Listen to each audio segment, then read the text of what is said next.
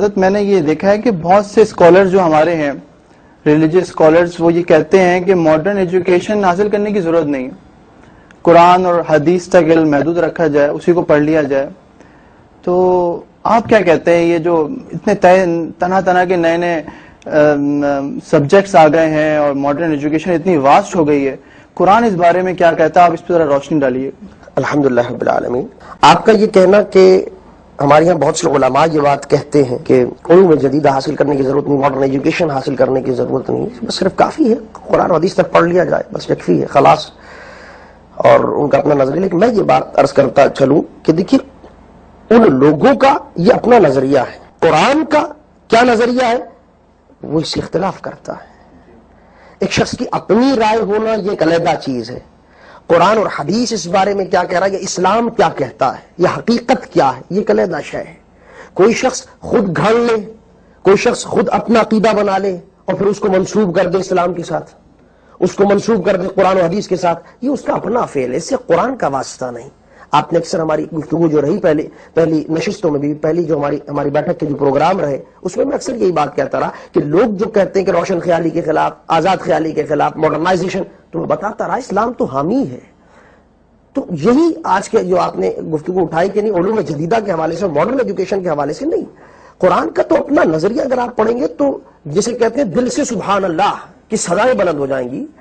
قرآن تو یہ کہتا ہے ان فی خلق السماوات والارض واختلاف اللیل والنہار لآیات لأولی الالباب الذین یذکرون اللہ قیاما وقعودا وعلی جنوبہم ویتفکرون فی خلق السماوات والارض ربنا ما خلقت ھذا باطلا. یعنی خلاق عالم تو یہ فرما رہا ہے کہ وہ لوگ جو زمین و آسمان کے اندر غور و فکر کرتے ہیں، دن رات کیسے آ رہا ہے اس کے بارے میں غور و فکر کرتے رہتے ہیں. اب یہ اشارہ ہے فزکس اور کیمسٹری کے حوالے سے، اشارہ اسٹرالوجی کے حوالے سے، یعنی مختلف علوم کی طرف قرآن جو ہے وہ ہدایت دے رہا ہے، رہنمائی دے رہا ہے کہ اس کے اندر غور و فکر کرنا، سیاروں کی حرکت کیا ہے، سورج کی حرکت کیا ہے، اس کی رفتار کیا ہے، اس حوالے سے جو غور و فکر کرتے ہیں. یعنی ایک طرف سائنسی علوم حاصل کرنے کی طرف ترغیب دلائی جا رہی ہے، اور دوسرا انداز پڑھیے ذرا قرآن کا، سبحان اللہ، مزہ آ جاتا ہے کہ الذین یذکرون اللہ قیاما وقعودا وعلی جنوبہم. یعنی ادھر غور و فکر کر رہے ہیں اور ادھر پوری رات کھڑے ہو کر اس ذات بے نیاز کی بارگاہ کے اندر حاضری دے رہے ہیں. یذکرون اللہ، اللہ کو بھی یاد کر رہے ہیں.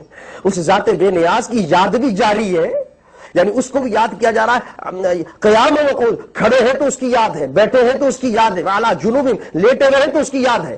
یعنی جسے کہتے ہیں تصوف کے اعلیٰ مقام اور مراتب جسے کہا جاتا ہے وہ حاصل کر رہا ہے، عارف بن رہا ہے، معرفت حاصل کر رہا ہے، اس ذات پاک کی پہچان حاصل کر رہا ہے. اور ساتھ میں وَيَتَفَكَّرُونَ فِي خَلْقِ السَّمَاوَاتِ وَالْأَرْضِ، ساتھ میں عرفان بھی حاصل ہوتا جا رہا ہے، لیکن ذرائع کیا ہے؟ سائنٹیفک علوم. فی خلق السماوات والارض، زمین و آسمان پہ غور بھی کرتا جا رہا ہے. یہ کیسے کائنات وجود کے اندر آئی؟ یہ سورج کو چلانے والا کون ہے؟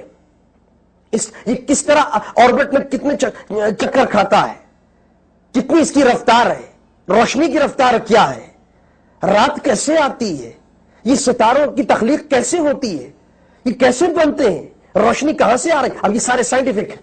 آپ میری بات سمجھ رہے ہیں؟ یتفکرون فی خلق السماوات والارض، زمین و آسمان اور اس کی جتنی اشیاء ہیں، یعنی ادھر اللہ کی یاد بھی ہے، رب کعبہ کی یاد بھی ہے، ذکر بھی جاری ہے، اور اٹھتے بیٹھتے کوئی لمحہ غافل نہیں ہو رہا، اور ساتھ میں سائنٹیفک علوم کا حصول بھی جاری ہے. یعنی میں جو بات عرض کرنے لگا ہوں، بڑا خوبصورت نکتہ کہ قرآن تو اس طرف اشارہ دے رہا ہے. یعنی قرآن کا نظریہ تو یہ ہے کہ افراد ایسے تیار کیے جائیں معاشرے کے اندر، ایسے فرد پیدا کیے جائیں، ایسی پروڈکشن ہو آپ کے معاشرے کے اندر، آپ کی سوسائٹی کے اندر، کہ وہ ایک طرف عارف باللہ ہو اور ایک طرف سائنٹسٹ ہو. یعنی ایک طرف وہ سائنسی علوم حاصل کر رہا ہو، ایک طرف وہ جدید علوم سے واقفیت رکھتا ہو، فزکس کیا، کیمسٹری کیا، اکنامکس کیا، میتھمیٹکس کیا، ایک طرف وہ ان علوم کا بادشاہ ہو، عبور رکھتا ہو. یتفکرون فی خلق السماوات والارض کر کے اشارہ کر دیا. لیکن کہا دوسری طرف یہ یذکرون اللہ قیاما وقعودا، دوسری طرف یہ علوم بھی ساتھ چلتے ہو، اور یہ علوم جس منزل تک پہنچائے وہ ذات بے نیاز ہے، وہ ذات بے نیاز ہے کہ وہاں تک اس کی یاد تک تو اس کا غافل ہو، یہ اصل منزل ہے.